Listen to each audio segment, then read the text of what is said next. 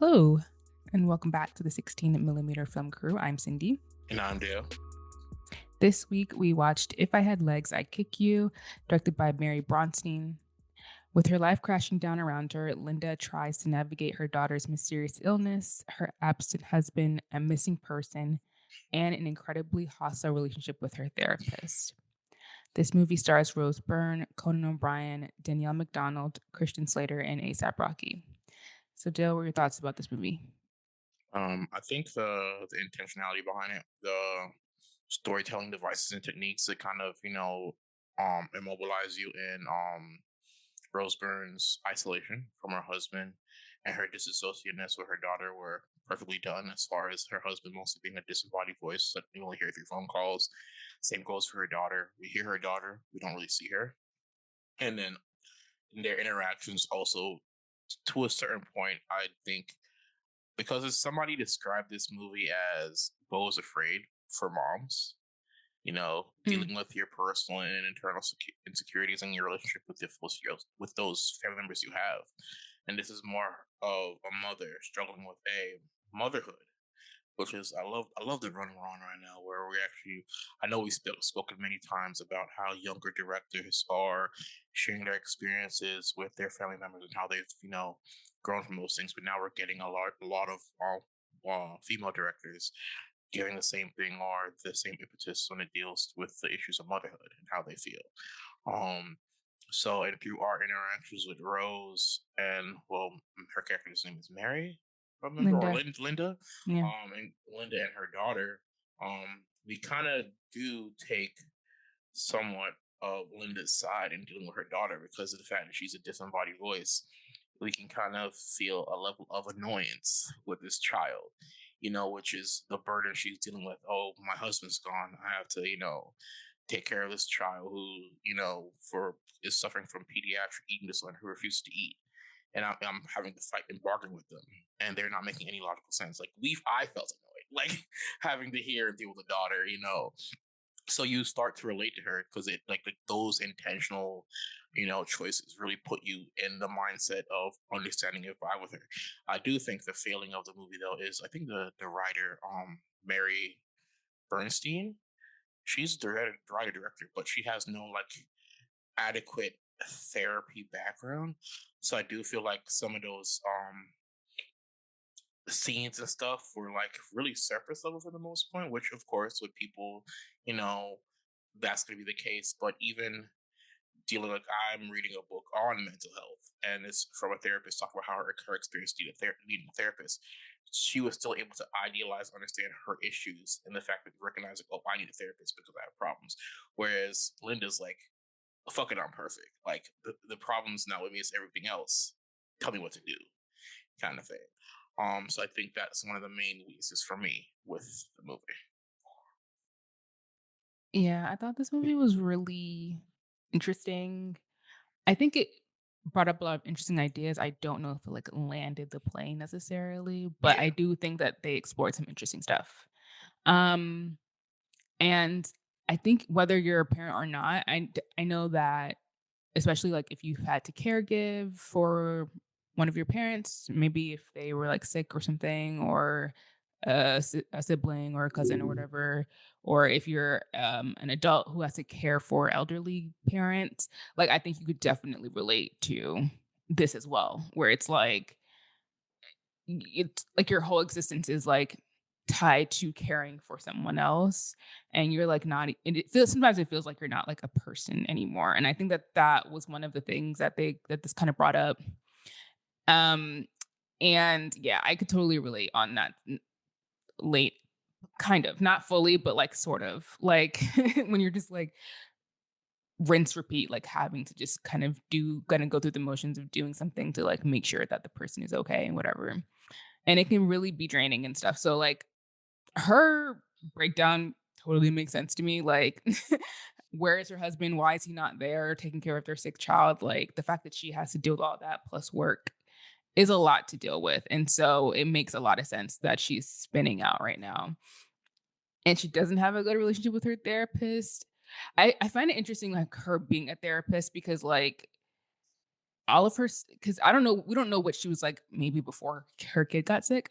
Hmm. So, but like in this moment when she's going through it, it's like she's kind of not there, not present for her patients. What I'm not sure what her patients are dealing with, but they seem to be going through a lot. So like, but she kind of seems almost like a little annoyed that she has to like sit through her sessions and like deal with them. And then it's like Conan O'Brien is her therapist, and he also is annoyed with her. It's like whatever she's feeling toward her patients, he's feeling towards her. And so it is like a really bad relationship. And like they should not be that should not be her therapist.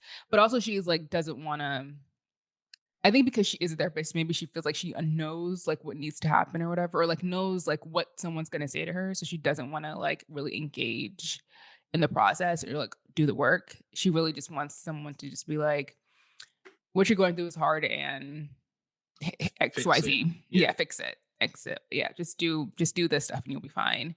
And Conan is like not engaging with her. And so like the more she like the more emotional and like unhinged she gets during those sessions, the more he's like pulling back and like not trying to engage with her at all. And that I don't know if that's like the best method for that. To me, that's like what you do with your kid, like if Yeah. they're throwing a tantrum, not with like an adult patient. But okay, it was interesting to see Conan act though. I haven't seen him like properly be in a movie, and I don't even know how long. I'm not really sure, but I think he did a great job. Yeah. But yeah, I thought all of that stuff was really interesting. And I like in terms of the filmmaking how it makes you feel like you're also starting to kind of unwind while you're watching it. Like there is like a fast pace, like things are just continuing to happen, like bad thing after bad thing after bad thing. And so like you really feel in it with her, which is an uncomfortable feeling. Like Yeah. it is like it was activating my fight or flight, and I was like, I don't really want to watch this anymore. Had to take a break because it is a little overwhelming. But I will say the best thing apart about this movie is Rose Byrne. Like she gives an unbelievable performance, like in a good way. She was like so there's a scene where she's like yelling at Conan and she's not blinking. I don't know if anyone else caught that. Like it's Mhm. like 30 seconds of her just like not blinking. I was like, whoa, Yeah. you this is intense. Like she was so good. And I think the movie kind of does an interesting thing of like bringing chaos, drama, and also like comedy. Like there is like some funny elements to it. And I think that Rose is really good at kind of balancing those things together in her performance and just like she was fantastic in this. So that was kind of the best part for me. Yeah. Like like a lot of my like in the book I'm reading, like the therapist, she did what Linda did. She went to somebody who knows for a therapist, which is kind of not the opposite of what you do when you want therapy. Particularly in her case, she didn't really want therapy; she just wanted somebody to vent to, somebody to talk to. And Mm. she didn't have that. You saw as she started spending time with Ace on Rocky's character, she was talking to him more and less time at the therapist's office. Um, which most people don't realize the issue is they just need to socialize. So that, but in her situation, it's hard, because as a therapist, you're dealing with the baggage of your patients, and you also have your own baggage as well. So that's going to be really hard for her to do. Um, and I think I do feel like a lot of the stuff was, of course, it's a movie already over dramatized for effect. Like the theme where she starts, doing those breathing exercises and she starts like tripping and stuff like that. Um, they were doing the tube insertion for her, and like when you're doing that procedure, you're usually anesthetized, so like you're not really conscious. But like you see her fighting with her daughter, I'm like, okay, this is not accurate. But once again, that's one of those things where people aren't aware of that, so it's fine. Um, and I do like the fact that they also witnessed the schism of her husband and what he views as her responsibilities. Because I think as adults, like relationships take work, ebb and flow, give and take, and they're both people who aren't giving or taking either. He's like, oh yeah, I'm a ship captain. Oh, I have a day off. I'm going to see this baseball game. You're not going to call. You're not going to do anything. You just wait until you need something from me or whatever to deal with it. But then you expect me to. You still have days off, even though you're a ship captain. I work. Have my patience. deal with our daughter.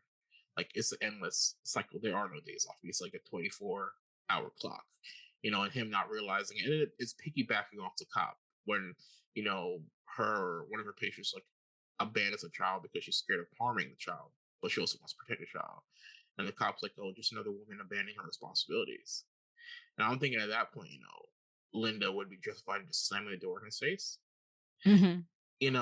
Because once again, it's the societal pressure of, the house is the woman's responsibility still. We've had suffrage, we've passed through suffrage, we have women's rights, but I guess what's the trad wife influence kind of thing is a woman's responsibility as home is still rampant and strong. I don't know. Mm. So yeah. Yeah, and I think that that's kind of important to bring up just because I think maybe people think that we've progressed beyond those ideas, but we have not. Like, women still are bearing most of the emotional and, like, I guess, just child-rearing burdens, like, they are taking on the lion's share of that most of the time, and it's like, I don't know. I mean, I'm not really sure if this is Mary's experience by writing it, like, if that's what she went through. It seems like it's pretty much based on her personal life, but I don't know, I feel like asking men to just, like, show up for their family is, not that hard, mainly because, like, especially, like, if you wanted it. Like, if you wanted to get married and if you wanted to have kids, then, like, to me, it's like that's kind of the least that you can do is actually show up and take care of your kid. Like, show up and, be in your marriage. Like, it doesn't seem like asking too much to do that.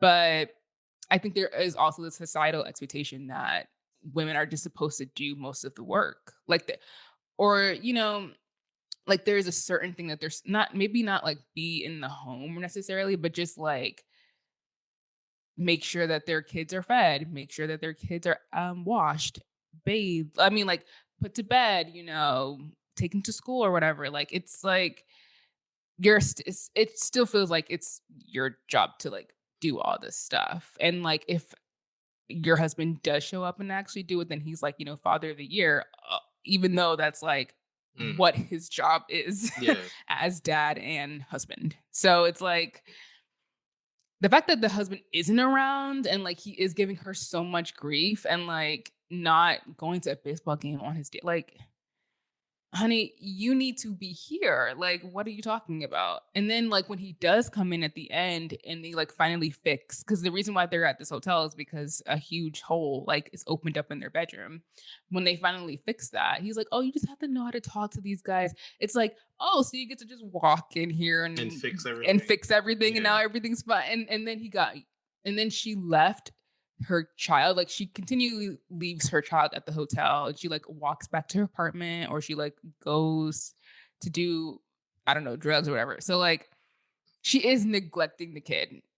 But when he shows up and, like, ASAP Rocky is with the kid, it's like he freaks out, and he was like, "Oh my gosh, I can't believe that you left our kid here." And it's like, "You haven't been here, like, you don't know. Like, was this the right response to the situation? No." However, you also were not here to take on your share of taking care of our child. So, Mhm. even if you don't, like, agree, and I don't agree with some of the stuff that she does, I totally understand, like, how you can get to that point. Like, and the husband was pissing me off. I was like, Yeah. "Why are you not here?" Um, but going on from that, I also really thought it was interesting the fact that her daughter has, like, an eating disorder? Is that what's Yeah. going on with her? It's called which it's an eating disorder, but hers is like a pediatric eating disorder, which kind of they like this like the feeling of food. Like they have this, she has like I guess with her character, it's a sensory aversion because she's like, oh, I just don't want to eat because it's squishy kind of thing. And then how she's like with the pizza thing, she's like, oh, I just want the bread and the marinara. I don't want the cheese. And she's like, people are gonna say that's weird. Like she has a sensory thing to food where she doesn't want to eat. Oh, okay. Yeah. Yeah. So she has to have, like, a feeding tube or something Yeah. inserted. Ooh, that's a lot. Hmm. But I thought it was interesting with her eating disorder and the fact that, like, how Rose eats food. how Mhm. she kinda just, like, shoves it in, and it's almost like she's not consciously thinking about eating, she's just, like, shoving it in. Every Mhm. time she's eating anything, it's always kind of really, like, Aggressive. aggressive and messy, Yeah. and I thought that that was an interesting. I don't really know what they're trying to say through that, but it to me, it's more like a response of, like, "Oh, my kid doesn't wanna eat, so I'm just gonna, like, force the food in." Yeah. I And don't know. I'm glad you brought that up because when I was looking at like other people thought of this movie, because like for some reason the movie can also be a little off-putting, and I was like, Mm, I want other people's opinions on it. Somebody rationalized the disembodied voice of her daughter, like it comes off as her own subconscious in a way. Like she's looking mm, at a reflection of herself. That's why, like you described, like she's trying to force her daughter to eat. So now when she eats, she just pushes everything in. And that's like from the habit of my daughter has to eat. I don't care if she likes whatever, she just has to eat. So when she like goes home and then eats the pizza, she's just like pushes the whole thing in her mouth. You know, when she's at her desk at work, she's eating a sandwich, like takes like 20 bites. Like she's not eating to eat, she's like forcing herself to eat in a way, like the reflection, like I said, of her and her daughter. Like she's like her daughter's kind of mirroring her internal monologue in a way. yeah, I think that's so true, especially because everyone's like, "Oh, your daughter is a spitting image of you. You guys look exactly alike," or whatever. It's like, yeah, it makes sense that she's, like, subconsciously doing things. Like, even, like, when she's in her therapy sessions and she's, like, really spinning out and stuff, it's almost like she's reverting to, like, a child's state where she's, like, kicking and screaming and just like, "Nah, I pay attention to me, like, I need you to tell me what to do." Like, it's interesting now that I'm thinking about it, like, how much her daughter is, like, influencing her actions, and, like, even when the lady leaves her baby, like, she's trying to figure out, like, what to do with the baby, but it's also like, "Can someone deal with this? Like, I don't wanna deal with this." Yeah. Which makes sense, like, you have enough on your plate to try to take care of this child, like, it's a lot. Mhm. But, yeah, I thought that was really interesting. Um, A$AP Rocky is in this movie. Now, how do I feel about that? I think it's fine. I think Yeah. honestly, this is his best acting role. Like, he did a good job in this one. Hmm. I did not know that he, like, wanted to be an actor. This maybe it's, like, the 2nd or 3rd movie that he's been in Yeah. this year. Like, he is really going for it. Yeah. And he was, like, an interesting addition to this.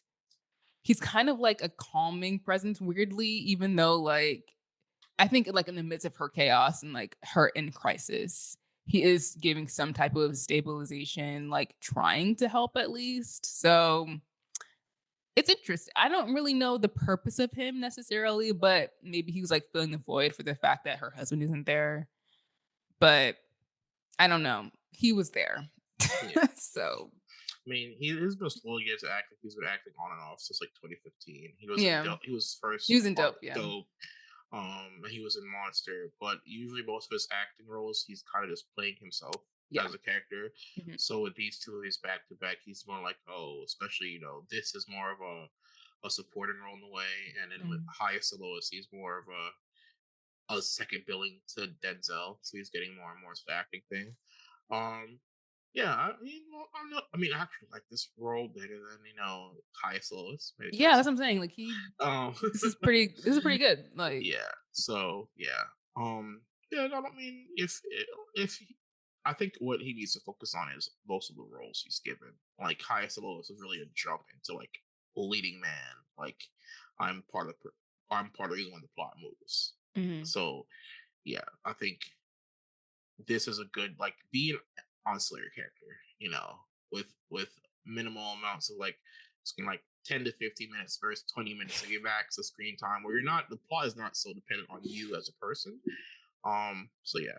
And then it clearly wants to pivot into acting because he man not dropping as much music as he used to before. You know So he just dropped an album, did you listen to it? I listen to it. Was it good? Um I haven't listened all the way through. I've listened to like snippets of it.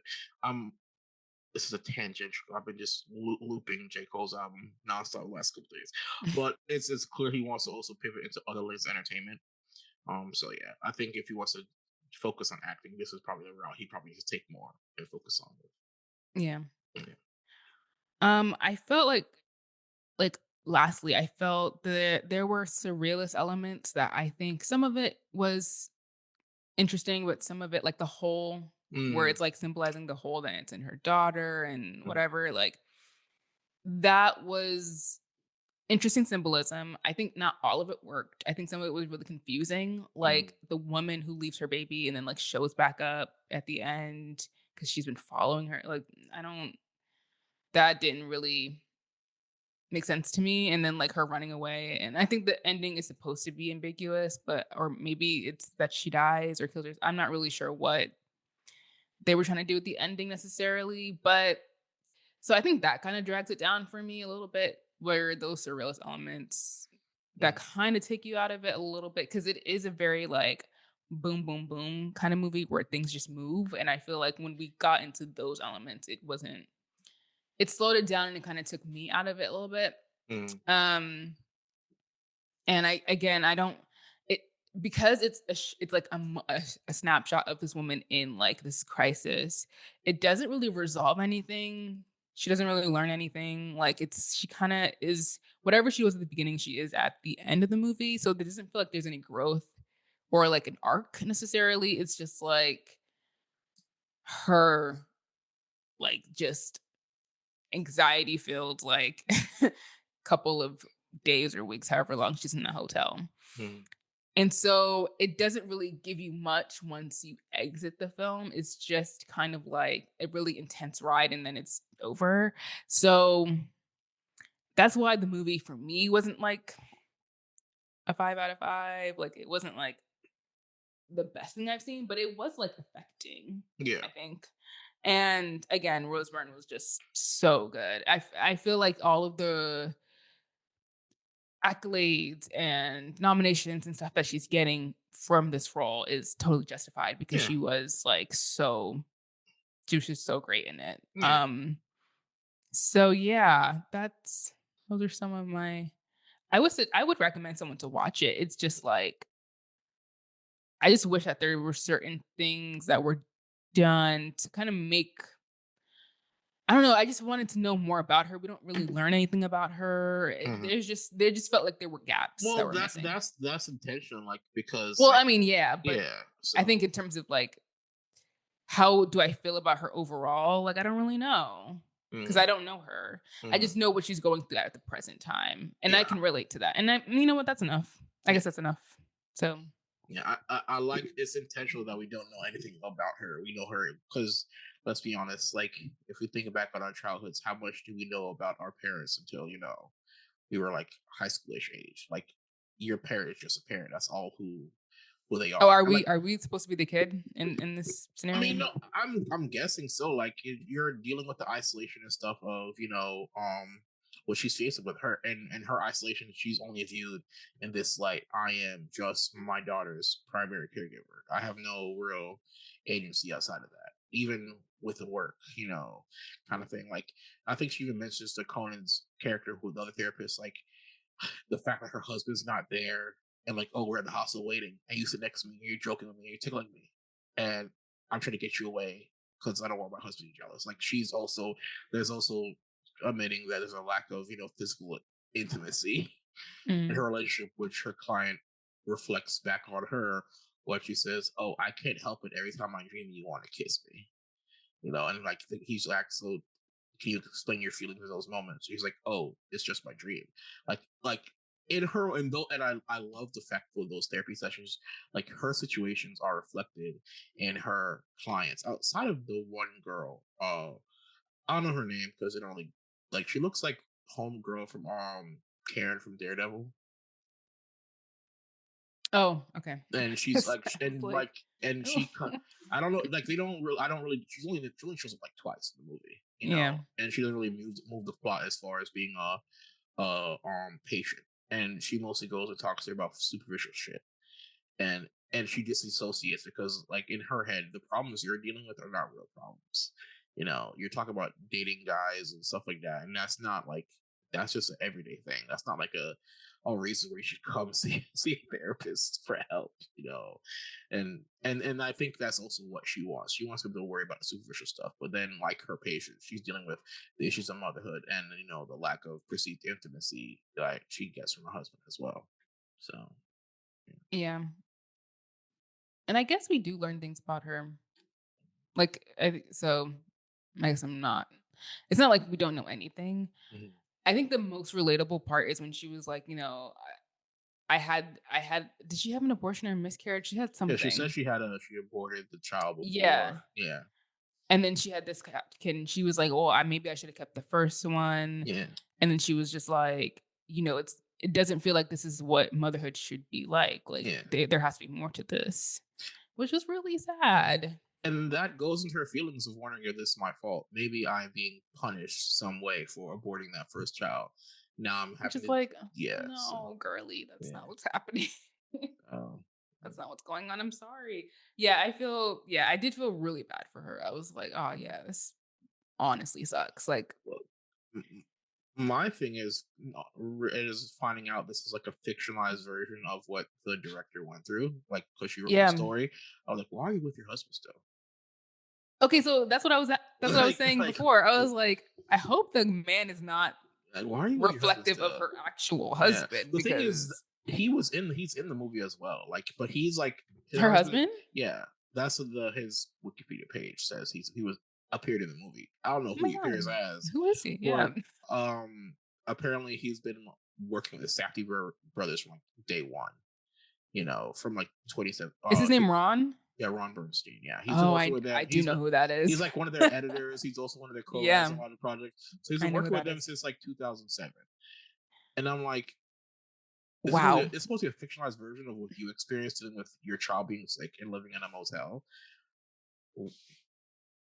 What's up with your husband? like, But like, that makes sense though when you no, think about it. The fact that like he has been what is it editing and like working with the Safdies or whatever for years, and yeah, he probably wasn't around that much for the kid, yeah, which is terrible. Like that, I can't. Don't have kids if you don't want to take care of the kids. Like, please just stop having children. yeah, Anyways, yeah, I was like, this woman seems familiar to me, and I think one of the Safdies produced this movie as well. So yeah, I was like, who is she? And now that you said that, now I'm like, oh, okay, I know exactly who this woman is. That's crazy. yeah. Is he the voice when, because the lady who leaves her baby and then Rose calls the husband? What if he's the voice of the husband? They don't really say who plays. Because that would be something interesting. Because he was yelling about how she needed to take care of the kid and that was her job. Anyways, Actually, yeah. According to Wikipedia, it was him. he plays. How did I know? Oh, How did I man, know that it was him? That's crazy. Oh man. Ooh, man, listen, y'all have a bad reputation. Step it up. Oh, Step it up. I'm a dude saying this to leave this dude. Like, Yeah, why I would are also you be still saying that. Yeah. Why are you still with him? Honestly, to me, this was good birth control. This movie right here, I was like, yeah, I'm good. Yeah. No offense to the children, we love the kids, but nah, I'm not doing all this. Anyway, I think that's it. Yeah. Unless final thoughts, anything else? I mean, beautiful movie, but it's also one of those movies you kind of can't rewatch to a degree. Oh yeah. Very much like Bo Was Afraid. It's a good movie, but you can't. That was a terrible. You can't rewatch. But yeah, and that's the thing. That's the case with some movies nowadays that come out that are really good, really critically acclaimed. Like, dang, why is it low? Like, damn, I got magic powers. That's the thing with a lot of critically acclaimed movies that come out nowadays that are amazingly good, but they're also the subject matter like so intense that you really can't rewatch it like immediately review it. Like, I'll probably like rewatch this movie if the idea comes up like a year or two down the road. It's not something I'm like, dang, this movie's so good, I need to watch it. So yeah, Bo Was Afraid Bo Was Afraid was good for like the first hour, and then after that it was like mess. So this movie was much more cohesive than that one. But yeah, it's not my fave. It's not my favorite, but it Yeah, was interesting, and I think the performances were great. So, and I think the writing was good too. So, yeah, like, I think it was a good film to watch. I feel like people should watch it. yeah. It's just, Like, and I don't know if I'm gonna revisit. some of the complaints I've read about this movie are kind of innocuous. Like I had people say, "Oh, they don't like the scenes with the baby crying," and I was like, The baby "That's crying. yeah." When the woman Caroline abandons the baby at the therapist's Oh, office, and like, "Oh, I couldn't watch a scene with the baby crying. It just got bad. It's a baby crying. Like hmm. I don't." Okay. The baby kind of emotionally knows its mother's not there because if you realize that both the baby's quiet the whole time Caroline's there. Mm. The moment Caroline leaves, like for some reason, babies can sense that kind of shit. The baby starts crying. Like I don't understand how people are so weird. Yeah. Yeah. Well, yeah. Okay. Well, that is it from us this week. We hope that you're all doing well and taking care of yourselves. Make sure to check out all of our social media, support us if you can, and we will see you guys in the next episode. Goodbye. Au revoir.